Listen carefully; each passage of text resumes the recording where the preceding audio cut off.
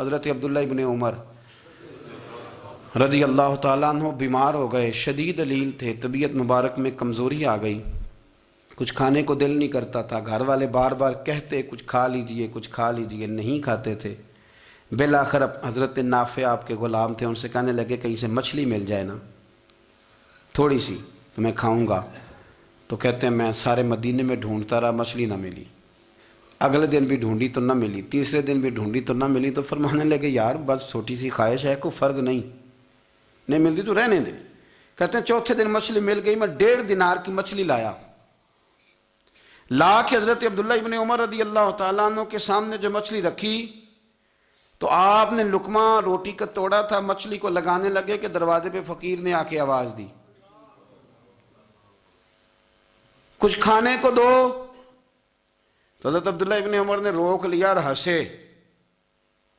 کئی دفعہ دے ہم بھی دیتے ہیں پر ہمارا چہرہ دیکھنے والا ہوتا ہے، اتنے ہم غصے میں ہوتے ہیں دے دیتے ہیں، لیکن جو تھلوٹیں ہوتی ہیں نا چہرے والی وہ گنی نہیں جاتی۔ ہنسے، فرمایا دیکھو میرا اللہ کتنا کریم ہے، وہ مجھے بچانا چاہتا ہے، اٹھا بار دیا جا کے۔ تو خادم اب حکم کا پابند تھا، وہ لیت اللہ تو کر نہیں سکتا تھا، وہ گیا اور جا کے دے آیا۔ فقیر جب سارے محلے سے آٹا اکٹھا کر لیتے ہیں تو پھر ایک جگہ جا کے بیچتے بھی ہیں۔ دے آیا، وہ 2 گلیاں آگے گزرا تو میں پیچھے دوڑا گیا، میں نے کہا سچ بتا کھانی ہے کہ بیچنی ہے؟ وہ کہنے لگا جو بھی سبب لگ جائے کر جاؤں گا، آپ نے دے جو دی ہے۔ تو کہتا ہے میں نے اسے کہا کہ یہ 1.5 دینار کی میں نے خریدی تھی، اگر تو 2 دینار کی مجھے بیچ دے تو آج کل مچھلی مدینے میں مل نہیں رہی تو میں اپنے آقا کو دے دوں گا، وہ یہی کھائیں گے، بیمار ہیں۔ تو کہنے لگا جی بسم اللہ، مجھے کیا اعتراض ہے، 2 دینار مل رہے ہیں، 1.5 کی مچھلی، اور 1.5 کی بھی کسی نے نہیں خریدنی تھی، اب تو پک گئی۔ فرماتے میں نے 2 دینار اس کو تھمائے، وہ مچھلی اس سے خریدی اور خرید کر کے میں لا کے حضرت عبداللہ ابن عمر کے سامنے دوبارہ رکھی۔ تو فرمایا یہ کیسے آ گئی؟ میں نے کہا حضور 1.5 کی خریدی تھی اور پھر فقیر کو دے دی، اب اسی سے میں 2 دینار کی خرید کے لایا ہوں، آپ قبول فرمائیں۔ تو فرمانے لگے تم نے اچھا نہیں کیا، اب اس طرح کرو 2 دینار بھی اسے دے اور مچھلی بھی واپس دے آؤ۔ عرض کی حضور کیوں؟ فرمایا تم نے قرآن نہیں پڑھا؟ حضور پڑھا ہے۔ فرمایا رب فرماتا ہے لن تنالوا البر حتی تنفقوا مما تحبون، تم بھلائی کو اس وقت پہنچو گے جب اپنی پیاری چیز راہ خدا میں خرچ کرو گے۔ امام غزالی نے لکھا ہے، فرمانے لگے دیا تو وہ حضرت نافع کہتے ہیں میں دینے گیا، دے کے واپس آیا تو کچھ پریشان تھا کیونکہ مجھے بھی 4 دن ہو گئے تھے نا تلاش کرتے، تھوڑی طبیعت میں مایوسی تھی کہ اتنی محنت سے میں نے لایا اور آپ نے واپس کر دی۔ تو حضرت عبداللہ ابن عمر نے مجھے قریب بٹھایا، پھر مجھے تھپکی دی، فرمانے لگے پتر میں نے ویسے بھی کبھی جھوٹ نہیں بولا اور آج کل تو میں ویسے ہی بیمار ہوں، ٹائم ہی نہیں، وقت ہی نہیں، موقع ہی نہیں جھوٹ بولنے کا، میں تجھے سچ بتاؤں مجھے مچھلی کھا کے اتنا سکون نہیں ہونا تھا جتنی اللہ کے راستے میں خیرات کھا کے مجھے سکون ہوا۔ تو تجھے تو میری راحت سے غرض ہے نا کہ مجھے راحت کیسے ہوتی ہے، تو مجھے سکون ملا ہے راہ خدا میں دے، میں نفسانی خواہش پوری کر لیتا تو یہ میرا نفس کل پھر مجھ سے مچھلی مانگتا، پرسوں کہتا نہیں چھوٹے گوشت کی یخنی بھی چاہیے۔ ہم لوگ الجھ گئے ہیں، بہت بڑے قیدی ہیں اپنے آپ کے، بڑے قیدی ہیں، سارا دن اپنی خواہشات کی تکمیل میں بھاگے رہتے ہیں، بڑے بڑے سونے نوجوان۔ میں ان پہ تنقید نہیں کرتا، مجھے ان پہ ترس آتا ہے، جب میں رات کے اندھیروں میں انہیں ٹیلی فون لے کے چوکوں میں کھڑے دیکھتا ہوں تو مجھے رحم آتا ہے۔ میں کہتا ہوں دیکھو نفس کی خواہش کے پیچھے یہ کیا مثلا آخر کیا ہے اس میں، ایک عورت کے پیچھے تباہ کر لیا اپنے آپ کو، یعنی زیادہ سے یہ کوئی مقصود ہے، یہ کوئی مقصد حیات ہے جس کو مقصد بنا لیا ہے؟ میرے عزیز بات کو سمجھ لیں، اتنا خوبصورت آدمی ہے اور اتنا اس کا اونچا قد کاٹ ہے، اور کیا کس کے پیچھے یہ بھاگا ہوا ہے؟ بڑا سمجھدار، دانشور، عقل مند آدمی، ذی روح بندہ، لیکن اس کا سٹیٹس آپ یہ ملاحظہ کریں کہ وہ 20-40 ہزار کی خاطر جھوٹ بولتا ہے، دھوکہ دیتا ہے، فریب اور فراڈ کرتا ہے۔ ہم اپنی نفسانی خواہشات کے پیچھے اس طرح بھاگتے ہیں کہ ہم اصل سے رہ جاتے ہیں۔ میری باتوں کی سمجھ آ رہی ہے آپ حضرات؟ تھوڑا تھوڑا کر کے ایک ایک کر کے ان کی باتیں کم مانیں۔ وہ ضروری تو نہیں نا کہ سویرے ناشتہ بازار سے اپنی مرضی کا تگڑا کیا ہے، بازار سے لا کے پوڑیاں چنے بہترین کھائے، اور پوڑیاں چنے ابھی کھائے نہیں، شاپر میں ڈالے ہوئے ہیں، اور وہ لے کے ابھی آ رہا ہے تو ساتھ ہی رستے سے گوشت بھی چھوٹا اچھا لگا تو 2 کلو وہ بھی لے آئے کہ پوڑیاں چنے کھاؤں گا اور دوپہر کے لیے گوشت پکاؤں گا۔ او پہلے یہ تو کھا لے صاحب، اس سے تو نجات پا لے، یہ پتہ نہیں ہضم ہوتا ہے کہ کچھ اور کرتا ہے تیرے ساتھ، لیکن وہ گوشت بھی ساتھ لے آیا۔ یعنی ٹیبل پہ، ناشتے کے ٹیبل پر بیٹھ کے فیصلہ ہو رہا ہوتا ہے کہ ہم نے کیا کھانا ہے، ہم نے کدھر جانا ہے۔ سنگیو یاد رکھو، باتوں کو سمجھو اور غور کرو۔ یہ تھوڑا تھوڑا کر کے جب ہم چھٹکارا حاصل کرنے کی کوشش کریں گے نا، چھٹکارا حاصل کرنے کی، کئی جگہ سے، کسی جگہ سے اگر آپ کو تنبیہ ہوتی ہے نا، تنبیہ، اس میں بھی بڑا مزہ آتا ہے، اس میں بڑا۔ ہمارے ایک بزرگ تھے، تو ایک دن نا میں گیا تو کہنے لگے الحمدللہ آج میں بڑے سکون میں ہوں۔ میں نے کہا جی وہ کیا ہوا؟ کہنے لگے میں اپنے آپ کو بڑا پیر صاحب سمجھنے لگ گیا تھا۔ تو ایک وابڈا کے کسی آدمی سے کام تھا، تو میرے ایک دوست نے مجھے کہا ہے کہ پیر صاحب اس کو ٹیلی فون کر دیں، سنا ہے آپ کا عقیدت مند ہے۔ میں نے اس بندے کو ٹیلی فون کیا تو کہتا ہے پیر صاحب میں عزت آپ کی بڑی کرتا ہوں پر یہ کام نہیں ہو سکتا۔ کہتے ہیں جب اس نے مجھے کہا ہے نا تو کچھ بھی نہیں، تو مجھے بڑا مزہ آیا ہے، ورنہ میرا تو نفس پھول گیا تھا، میں تو سمجھتا تھا کہ جو میں کہتا ہوں ویسے ہی ہو جاتا ہے۔ کہتے اس نے تھوڑا سا نا مجھے لیول میں کیا ہے، مجھے مزہ آیا۔ یہ لوگ نا اپنے اوپر بوجھ ڈالتے تھے، یہ تھوڑا تھوڑا پیچھے ہٹتے تھے، یہ سمجھتے تھے کہ اس طرح تو ہماری تکمیل رہ جائے گی۔ صبح سے شام تک اگر اسی نفس کی باتیں مانتے جائیں گے تو خرابی کرے گا۔ دولت کا نشہ ہے بھائی، دولت کٹھی کرنے والا کسی جگہ سیر نہیں ہوتا، حسن کا نشہ ہے، حسن کا نشہ ہے۔ حضرت ابوبکر شبلی رحمۃ اللہ علیہ فرمایا کرتے تھے جو تیری بیٹی کو خوبصورت سمجھ کے اس کے ساتھ نکاح کرنا چاہے اسے بیٹی نہ دینا۔ حضرت جی کیوں؟ فرمایا حسن تو تھوڑے دن کے بعد ختم ہو جائے گا، پھر وہ اس کی قدر نہیں کرے گا، وہ تو کہیں اور منہ مارتا پھرے گا۔ حضرت ابوبکر شبلی رحمۃ اللہ تعالیٰ علیہ کی بیٹی خوبصورت تھی، ایک نوجوان کہنے لگا میرا نکاح کر دیں۔ آپ فرمانے لگے پتر تو 1 مہینے کے بعد آنا، کر دوں گا۔ بڑی موٹی تازی خوبصورت صاحبزادی، تو حضرت نے اسے دوائی کھلائی، اسے پخانے لگ گئے، جو پخانہ کرتی ایک مٹکے میں سنبھال دیتے۔ تھوڑا وقت گزرا تو وہ ہڈیوں کا پنجر بن گئی، مہینے بھر میں دست اتنے آئے کہ کمزور ہو گئی۔ تو ابوبکر شبلی 1 مہینے کے بعد نوجوان کو بلایا، فرمایا ادھر آ تیرا نکاح کروں۔ بچی دکھائی تو وہ کمزور بستر پہ پڑی، فرمایا شادی کر۔ کہنے لگا اس سے نہیں میں نے کرنی۔ فرمایا یہ وہی ہے؟ کہنے لگا جی نہیں۔ فرمایا تو کہتا تھا مجھے عشق ہے، کدھر گیا تیرا عشق؟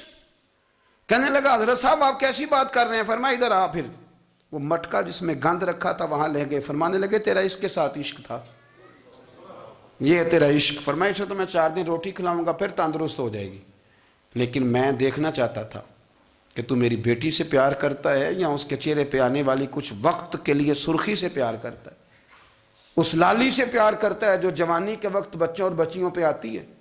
کس چیز کے دل دادا؟ یعنی کیا مطلب؟ نفس کی غلامی، سراسر غلامی، اور پلٹ پلٹ کے اور بڑے بڑے سیانے بندے چھوٹی سی خواہش کے لیے۔ بڑا سمجھدار آدمی، بڑا سیانا بندہ۔ میں ایک بڑے بزرگ عالم تھے، میں ایک دفعہ ملنے گیا تو پائے پکا رہے تھے،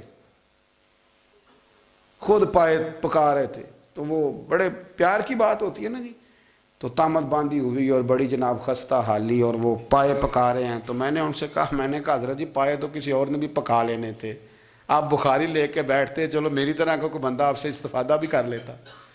اب پائے آپ لائیں گے، پھر پکائیں گے، پھر آپ کھائیں گے، تو یہ تو 24 گھنٹے آپ کسی کام میں گزر جائیں گے۔ تو یہ ایک چھوٹی سی خواہش کے لیے، میں کسی چیز کو حرام نہیں کہہ رہا، قرآن پاک کی جو آیت پڑھی ہے صرف اس کی تفسیر آپ کے سامنے عرض کر رہا ہوں۔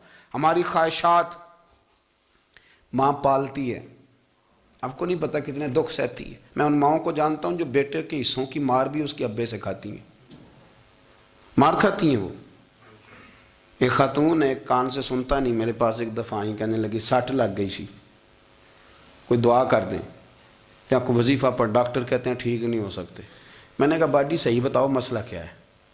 کہنے نہیں کچھ بھی نہیں، مسئلہ کیا ہونا ہے، پتر غلط نکل آیا ہے، اس کا باپ روز مارتا ہے، آج میں آگے گئی ہوں تو اس نے ایک تھپڑ میرے کان پہ مار دیے، تو پردہ پھٹ گیا۔ مائیں مار کھاتی ہیں، لیکن وہ پتر جس کو بڑی محنت سے پالا ہے وہ جوان ہوتا ہے تو اماں سے کہتا ہے تجھے چھوڑ دینا ہے، پر جس لڑکی سے میرا ٹیلی فون پہ رابطہ ہے اسے نہیں میں نے چھوڑنا، وہ نہیں چھوڑ سکتی، ہر شے کچل جاتا ہے وہ۔ اماں کبھی لیٹ کے رات کو سوچتی ہے کہ یہ تو میری کل کمائی تھی، میں تو آج بھی اس کے حصے کے تھپڑ اپنی گالوں پہ برداشت کر رہی ہوں، تو یہ کدھر گیا؟ اردشیر نام کا بادشاہ تھا، حضرت محدث ابن الجوزی آج سے کچھ 700 سال پہلے لکھتے ہیں۔ اردشیر بادشاہ بڑا خوبصورت تھا، جوان تھا، بڑا عقل مند تھا۔ اس نے اس طرح کیا کہ قریب کی ساری ریاستوں پہ قبضہ کر لیا۔ بڑا عقل مند زیرک تھا، قبضہ ہو گیا۔ ایک بادشاہ بڑا سخت تھا، اس کے ساتھ جب پنجہ آزمائی ہوئی تو اردشیر کہتا ہے اس پہ میرا قبضہ نہیں ہو رہا تھا، اور جب ہم نے ساری ریاستوں نے مل کے اس پر حملہ کیا تو ایک قلعے کے اندر قلعہ بند ہو گیا۔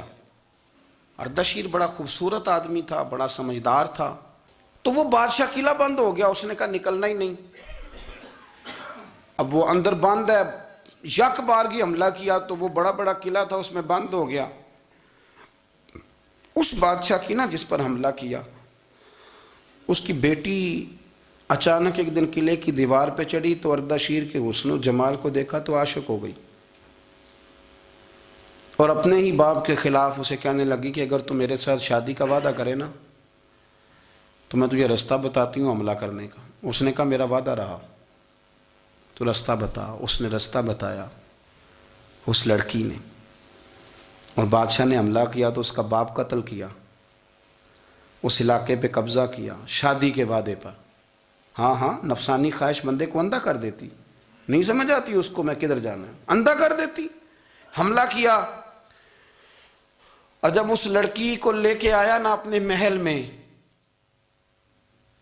تو پہلے دن شادی کی پہلی رات تھی، تو بستر بچھایا کنیز نے، تو وہ کبھی کروٹ ادھر بدلتی کبھی ادھر بدلتی، تو بادشاہ کہنے لگا کیا ہے؟ کہنے لگی بستر میں کچھ ہے، مجھے تکلیف دے رہی۔ اس نے چراغ جلائے، اور جب بستر اٹھایا تو ایک اتنا سا دھاگا نکلا۔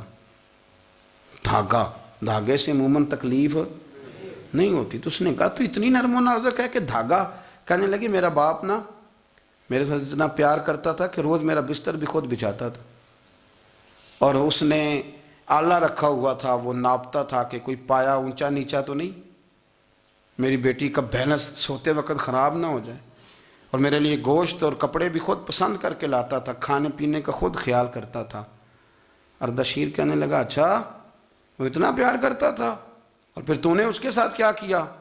کہنے لگا بلاؤ کنیزوں کو بلایا، فرمایا اس کو اٹھاؤ اور جلاد کے پاس لے جاؤ، اسے کہو کہ اس کے بال ایک گھوڑے کے ساتھ باندھے، پیر دوسرے گھوڑے کے ساتھ باندھے، اور ایک گھوڑا ادھر بھگا دے کدھر بھگا دے۔ یہ جس کے باپ نے اتنا پیار کیا، یہ نفس کی اتنی غلام ہے کہ اس کی وفادار نہیں رہی تو میری وفادار کیسے بنے گی؟ اس نے اتنے نازوں سے پالا کہ دھاگا اسے برداشت نہیں۔